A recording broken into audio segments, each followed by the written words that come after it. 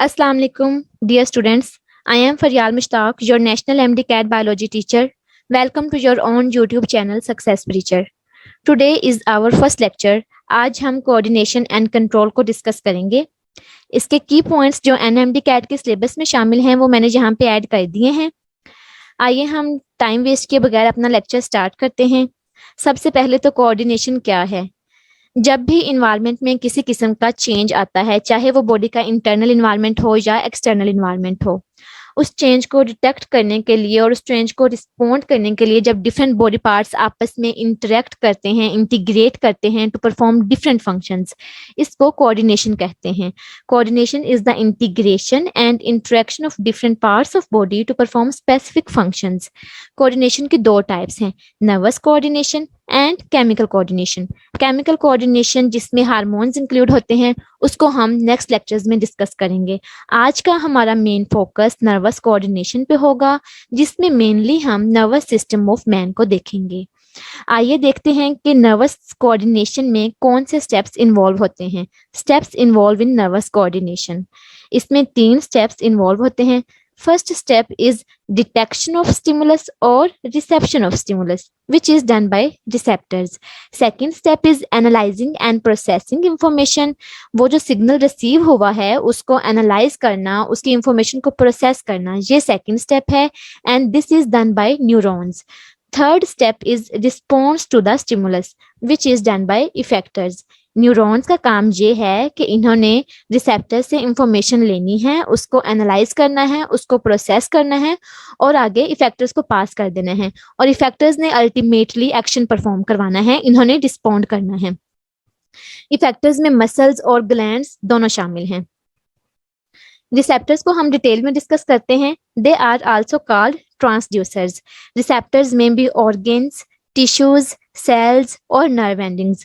They detect the changes और stimuli. Stimulus internal भी हो सकता है और external भी हो सकता है. Internal stimulus को endogenous stimulus कहते हैं और external stimulus को exogenous stimulus कहते हैं. डिफरेंट टाइप्स ऑफ स्टिमुलाई की बेस पे रिसेप्टर्स को भी डिफरेंट क्लासेस में क्लासिफाई किया गया है. आइए हम इसकी क्लासिफिकेशन को देखते हैं. First type is chemo receptors. Chemo नाम से जाहिर है केमिकल्स को रिप्रेजेंट कर रहा है. They detect the concentration of different chemicals और ions. For example carbon dioxide level in blood, oxygen level. बच्चों यहाँ पे जो मैंने एग्जांपल्स पुट किए हैं ये एमसीक्यू के हवाले से बहुत इंपॉर्टेंट हैं. एग्जामिनर आपसे इन रिसेप्टर्स की लोकेशन के बारे में पूछ सकता है, तो ये आपने अच्छी तरह से याद करनी है. फॉर एग्जांपल ऑक्सीजन लेवल को डिटेक्ट करने के लिए रिसेप्टर्स कैरोटिड बॉडी में होते हैं. Similarly blood glucose, fatty acid, amino acid, इनकी कंसेंट्रेशंस को डिटेक्ट करने के लिए जो रिसेप्टर्स हैं वो हाइपोथैलेमस में प्रेजेंट होते हैं. इसी तरह जो हमारी बेसिक सेंसेशंस हैं उनको डिटेक्ट करने के लिए रिसेप्टर्स उनके अपने रिस्पेक्टिव ऑर्गन्स में प्रेजेंट होते हैं. फॉर एग्जांपल स्मेल, ओल्फेक्शन, इसके रिसेप्टर्स नेजल सेप्टम में यानी कि हमारे नोज में प्रेजेंट हैं. टेस्ट, गस्टेशन, इसके रिसेप्टर्स हमारी टंग में होते हैं. बच्चों यहाँ पे ये वर्ड है गस्टेशन, इसको आपने गैस्टेशन से कंफ्यूज नहीं करना. गैस्टेशन GESTATION, उसका मतलब है प्रेगनेंसी. वो टर्म प्रेगनेंसी के लिए यूज की जाती है और ये टर्म है टेस्ट के लिए. आपने स्पेलिंग्स का खास ध्यान रखना है, इन दोनों को कंफ्यूज नहीं करना. Second type is thermoreceptors. Therm means heat. They detect the changes in temperature. Temperature कम हो रहा है, कोल्ड कंडीशन, और टेम्परेचर ज्यादा हो रहा है, वार्म कंडीशन. ये इन दोनों कंडीशंस को रिस्पॉन्ड करता है. और बेसिकली थर्मोरिसेप्टर्स जो हैं इनका अगर हम स्ट्रक्चर देखें तो ये फ्री नर्व एंडिंग्स होती हैं.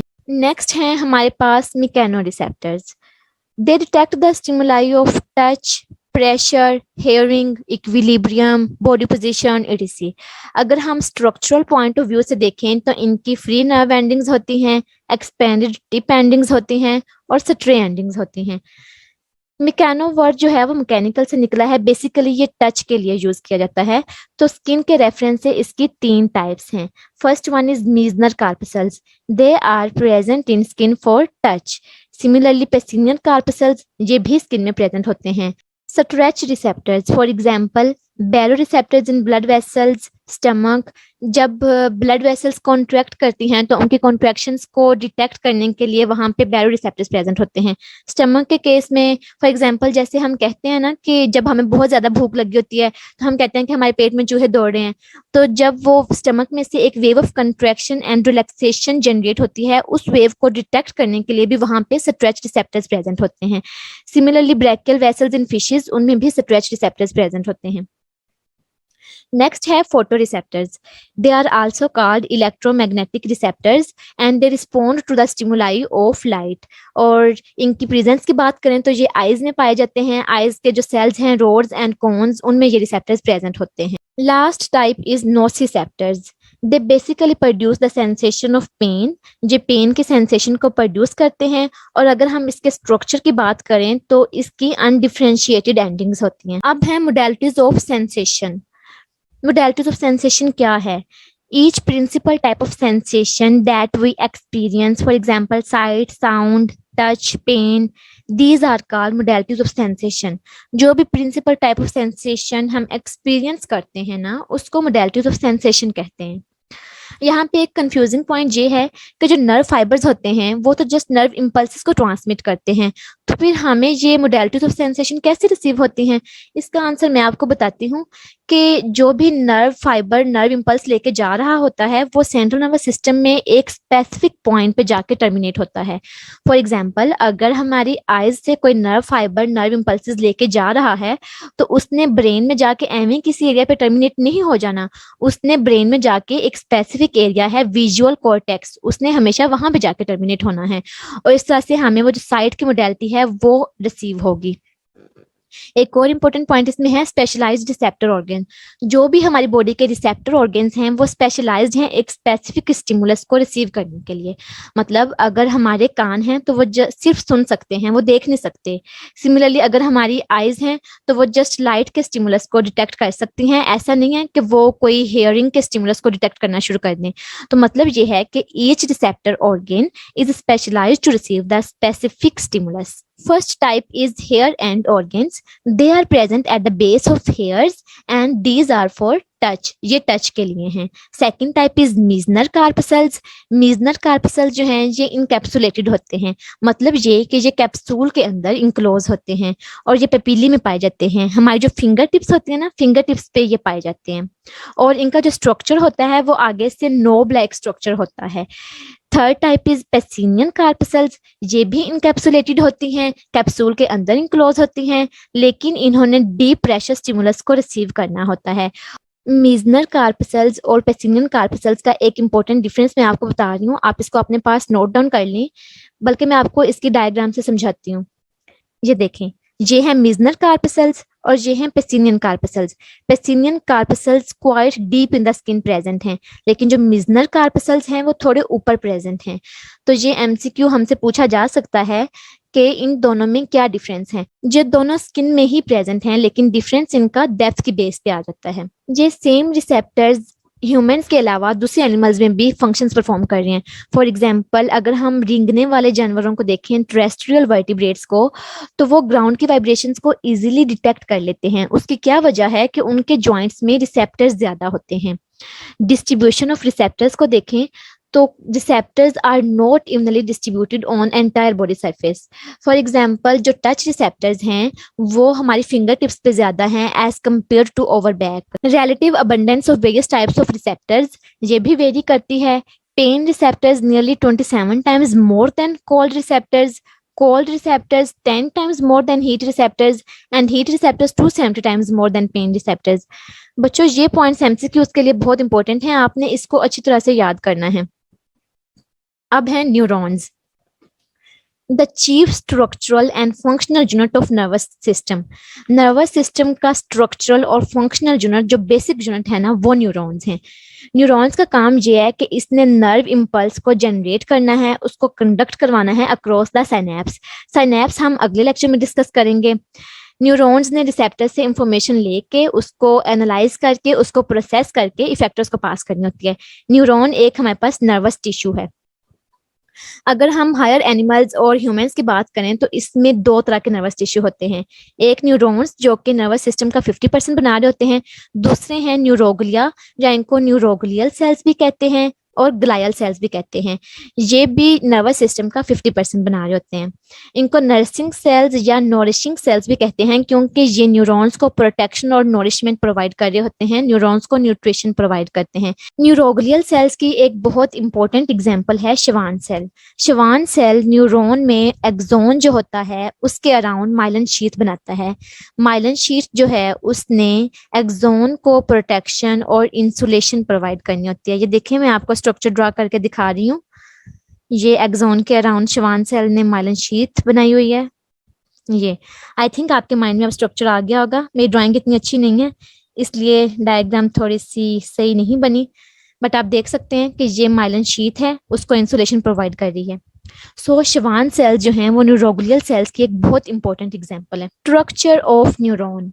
न्यूरॉन की मेम्ब्रेन को न्यूरोलिमा कहते हैं और न्यूरॉन की सेल बॉडी से डिफरेंट प्रोटोप्लाज्मिक प्रोसेसेस ओरिजिनेट होते हैं। इन प्रोटोप्लाज्मिक प्रोसेसेस की दो टाइप्स हैं, एक है एक्सोन और दूसरा है dendron. Axon conduct impulses away from the cell body and dendron conduct impulses towards the cell body. यहाँ पे एक्सोन जो है वो कुछ न्यूरॉन्स में इसकी लेंथ जो है वो मोर देन अ मीटर लॉन्ग होती है। इसको आप अपने पास नोट डाउन कर लें। बच्चों मैं आपको एडिशनल पॉइंट्स भी बता रही हूँ तो आपने इसको अपने पास नोट डाउन करते रहना। यहाँ पे एक और इम्पोर्टेंट पॉइंट मैं आपको बताने जा रही हूँ, इसको आपने अच्छी तरह से समझना है और अपने पास नोट डाउन कर लेना है। डेंड्रोन, डेंड्राइट और डेंड्राइट्स, इनका आपस में क्या डिफरेंस है मैं आपको यहाँ पे ड्रा करके बताती हूँ। समझे ये सेल बॉडी है हमारे पास और ये इसमें से फाइबर्स निकल रहे हैं, ये वाले। ये क्या है? ये एक एक फाइबर हमारे पास डेंड्रोन है। ये भी डेंड्रोन है, ये भी डेंड्रोन है, ये भी। अब डेंड्राइट क्या है? ये देखें, ये मैं जो ड्रा कर रही हूँ ये डेंड्राइट है, ये डेंड्राइट है। और जब ये मैं सारे ड्रा कर दूंगी, वेट अ मिनट मुझे ड्रा करने दें। ये देखें, जो ये सिंगल स्ट्रक्चर था ये था डेंड्रोन। अब ये वाला जो है ये डेंड्राइट है। और जब ये एक गुच्छा और ये इसका आगे ये वाला गुच्छा, ये सारे गुच्छे, इन सब को हम मिला देंगे ना, इन सब को, ये सारे मिलके डेंड्राइट्स, इनको हम डेंड्राइट्स कहते हैं। आई होप सो कि आपको इस डिफरेंस की समझ आ गई होगी। अगर नहीं भी आई तो आप कमेंट्स में मुझसे दोबारा पूछ सकते हैं। न्यूरॉन की अगर हम स्ट्रक्चर को देखें तो इसकी तीन टाइप्स बनती हैं, एक है यूनिपोलर, बाइपोलर और मल्टीपोलर। ये भी मैं आपको डायग्राम के थ्रू एक्सप्लेन करती हूँ। यूनिपोलर का मतलब ये है कि इसमें से जस्ट एक फाइबर निकल रहा है। ये देखिए मैं आपको ड्रा करके बताती हूँ।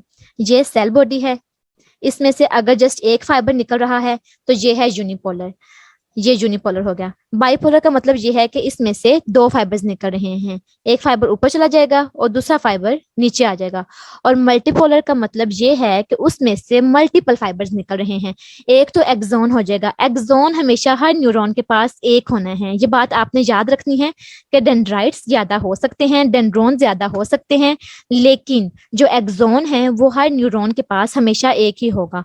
तो मल्टीपोलर न्यूरॉन्स में जो एक्सोन है वो तो एक ही होगा, एक फाइबर एक्सोन का हो जाएगा और दूसरी साइड पे यहाँ पे मल्टीपल फाइबर जहां से निकल रहे होंगे वो डेंड्रोन और डेंड्राइट्स वगैरह हो जाएंगे।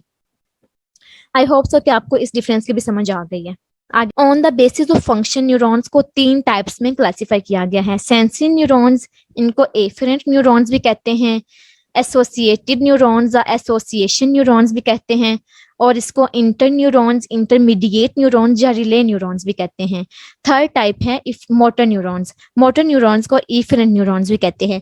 ये बहुत इंपॉर्टेंट पॉइंट्स है, आपने इनको एक नजर देख लेना है। मैं इन पॉइंट्स को अगली स्लाइड में डायग्राम से एक्सप्लेन करती हूँ। तो बच्चों ये है हमारे पास, ये वाला है sensory neuron. Sensory neuron mostly unipolar होते हैं लेकिन समटाइम्स वो बाइपोलर भी हो सकते हैं। यूनिपोलर, बाइपोलर और मल्टीपोलर का डिफरेंस मैंने आपको पिछली स्लाइड में समझा दिया है। तो सेंसरी न्यूरॉन्स को अगर हम देखें तो इसकी खासियत ये है कि इसके पास ट्रू डेंड्राइट्स नहीं होते। आप देख सकते हैं इसकी बॉडी के ऊपर कोई डेंड्राइट्स वगैरह नहीं है। तो लेकिन हम इसकी जो पेरिफेरल ब्रांच है ना, इसको हम डेंड्रोन कहते हैं क्योंकि इसकी जो डायरेक्शन है वो टुवर्ड्स द सेल बॉडी है। बेसिकली सेंसरी न्यूरॉन की दो ब्रांचेस होती हैं, एक ये है पेरिफेरल ब्रांच, ये वाली, it runs from the receptor side to the dorsal root ganglion, जिसके अंदर ये हमारे पास सेल बॉडी भी लोकेटेड होती है, और दूसरी ब्रांच है central which runs from the ganglion into the spinal cord. ये एक सिंपल न्यूरॉन की डायग्राम यहाँ पे दी हुई है, आप देख सकते हैं ये है सेल बॉडी। एक बात जो मैं आपको पीछे बताना भूल गई वो ये है कि सेल बॉडी में नीजल ग्रेन्यूल्स प्रेजेंट होते हैं। नीजल ग्रेन्यूल्स जो है वो बहुत इंपॉर्टेंट क्वेश्चन है, एग्जामिनर बाजू काट पूछ भी लेता है। नीजल ग्रेन्यूल्स क्या होते हैं? These are the group of ribosomes with rough endoplasmic reticulum. तो सेल बॉडी में नीजल ग्रेन्यूल्स प्रेजेंट होते हैं, गोल्जी ऑपरेटस प्रेजेंट होता है, नीचे एक्सोन है, एक्सोन के जो साइटोप्लाज्म है उसको हम एक्सोप्लाज्म कहते हैं, और एक्सोप्लाज्म में microtubules, neurofibrils, rough endoplasmic reticulum, mitochondria वो इसमें प्रेजेंट होता है। लेकिन एक्सोन में ग्रेन्यूल्स प्रेजेंट नहीं होते, वो जस्ट सेल बॉडी में प्रेजेंट होते हैं। और ऊपर हमारे पास डेंड्राइट और डेंड्राइट्स निकल रहे हैं। जो डेंड्राइट्स होते हैं ना, ये आप देख सकते हैं डेंड्राइट्स स्पाइनल लुक दे रहे हैं, लेकिन जो एक्सोन है वो कभी भी स्पाइनल लुक नहीं देते। ये एसोसिएशन न्यूरॉन की डायग्राम बनाई हुई है इन्होंने, ये एसोसिएशन न्यूरॉन की है। यहाँ पे आप देख सकते हैं एसोसिएशन न्यूरॉन्स जो हैं वो ब्रेन और स्पाइनल कॉर्ड में मोस्टली पाए जाते हैं, और यहाँ पे ब्रेन सेल्स के एसोसिएशन न्यूरॉन दिखाया गया है। ये देखें ट्री लाइक अपीयरेंस है इसके डेंड्राइट्स की। और एसोसिएशन न्यूरॉन्स हमेशा मल्टीपोलर होते हैं। सेंसी न्यूरॉन्स यूनिपोलर थे, बाजुकात बाइपोलर भी हो सकते हैं, और एसोसिएशन न्यूरॉन्स हमेशा मल्टीपोलर होंगे। सिमिलरली मोटर न्यूरॉन भी जो है वो भी हमेशा मल्टीपोलर होगा। ये इसकी सेल बॉडी है, यहाँ से डेंड्राइट्स निकल रहे हैं, ये आप देख सकते हैं। वो माइलिन शीट इंसुलेशन प्रोवाइड कर रही है, उसको प्रोटेक्शन प्रोवाइड कर रही है। मोटर न्यूरॉन का काम ये है कि इसने सेंट्रल नर्वस सिस्टम से इंफॉर्मेशन लेके इफेक्टर को पास करनी है, और इफेक्टर्स ने अल्टीमेटली एक्शन परफॉर्म करना है। ये देख रहे हैं आप न्यूरोमस्कुलर जंक्शन, आगे मसल है। मोटर न्यूरॉन ने मसल को मैसेज पास करना है, और मसल ने अल्टीमेटली कॉन्ट्रैक्ट करना है और रिस्पॉन्ड करना। आज का हमारा लास्ट टॉपिक है reflex arc and reflex action. बच्चों, रिफ्लेक्स एक्शन क्या है? जब भी हम किसी गर्म चीज को हाथ लगाते हैं या किसी नुकीली चीज को हाथ लगाते हैं तो हम फौरी से अपना हाथ पीछे खींच लेते हैं। तो ये क्या है? यही तो रिफ्लेक्स एक्शन है। The sudden and involuntary action is called reflex action. और इस रिफ्लेक्स एक्शन को परफॉर्म करवाने में जो नर्व इंपल्स पाथवे फॉलो करती है उस पाथवे को रिफ्लेक्स आर्क कहते हैं। The pathway for passage of nerve impulse during a reflex action is called reflex arc. यहाँ पे आपने रिफ्लेक्स आर्क को साइकिल से कंफ्यूज नहीं करना। कुछ स्टूडेंट्स हैं जो समझते हैं कि ये एक साइकिल है, लेकिन साइकिल नहीं है। साइकिल वो होता है जो एक पॉइंट से शुरू होके वापस उसी पॉइंट पे आके खत्म हो रहा है, लेकिन ये आर्क एक पॉइंट से शुरू हो रही है और दूसरे पॉइंट पे आके खत्म हो रही है, तो आपने उसको कंफ्यूज नहीं करना। रिसेप्टर्स सेंसरी न्यूरॉन के जरिए इंफॉर्मेशन पास करेंगे इंटर न्यूरॉन्स को, क्योंकि जो रिसेप्टर्स होते हैं ये सेंसरी न्यूरॉन्स की एंडिंग्स होती हैं। इंटर न्यूरॉन्स या एसोसिएशन न्यूरॉन स्पाइनल कॉर्ड में प्रेजेंट होते हैं। स्पाइनल कॉर्ड से मैसेज जाएगा मोटर न्यूरॉन्स के पास, और मोटर न्यूरॉन्स ये मैसेज कन्वे करेंगे इफेक्टर्स को। इफेक्टर्स वो ऑर्गन्स हैं जिन्होंने अल्टीमेटली एक्शन परफॉर्म करना है। इफेक्टर्स में भी ग्लैंड्स और में भी muscles. Muscles respond by contracting and glands respond by secreting. यहाँ से मैसेज ब्रेन को भी जाता है, लेकिन ब्रेन हमारी रिफ्लेक्स आर्क में इंक्लूडेड नहीं है, वो इसमें शामिल नहीं है। नीचे हम एक एग्जांपल डिस्कस करते हैं पेन विड्रॉल रिफ्लेक्स की, उससे आपको ज्यादा बेटर अंडरस्टैंडिंग हो जाएगी। ये हमारे पास पेन विड्रॉल रिफ्लेक्स की एग्जांपल है। जब हाथ किसी नुकीली चीज को टच हुआ तो यहाँ से पेन सेंसिटिव एंडिंग्स जो हमारी स्किन में फिंगर टिप्स पे प्रेजेंट होती हैं वो एक्टिवेट होंगी। सेंसरी न्यूरॉन यहाँ से मैसेज लेके जाएगा एसोसिएशन न्यूरॉन्स तक, जो कि स्पाइनल कॉर्ड में प्रेजेंट हैं। वहां पे एसोसिएशन न्यूरॉन ने एक फाइबर आगे ब्रेन की तरफ भी भेजना है ताकि उसको इन्फॉर्म कर सकें कि हमारी ये जो बॉडी पार्ट है ये डेंजर में है। लेकिन जैसे मैंने आपको पहले बताया, ब्रेन का इस रिफ्लेक्स आर्क में कोई काम नहीं है, जस्ट इसको डेंजर के बारे में इन्फॉर्म किया जाता है। अब जो एसोसिएशन न्यूरॉन है इसने आगे मोटर न्यूरॉन पे सिनैप्स बनानी है, और मोटर न्यूरॉन ने इफेक्टर तक मैसेज लेके जाना है। इफेक्टर इस केस में हमारे पास मसल है, ये मसल कंट्रैक्ट होगा और वो जो बॉडी पार्ट है जो डैमेज हो रहा था वहां से उसको वो पीछे खींच लेगा। तो यहाँ पे हमारा रिफ्लेक्स एक्शन परफॉर्म हो जाएगा और ये रिफ्लेक्स आर्क भी कंप्लीट हो गया। आई होप सो स्टूडेंट्स के आपको समझ आई होगी। अगर आपको लेक्चर पसंद आया है तो काइंडली इसको लाइक कर दें, अपने दोस्तों के साथ शेयर करें, और अगर अभी तक आपने चैनल को सब्सक्राइब नहीं किया तो चैनल को लाजमी सब्सक्राइब करें। जज़ाकल्लाह खैर, मिलते हैं अगली वीडियो के साथ। अल्लाह हाफिज।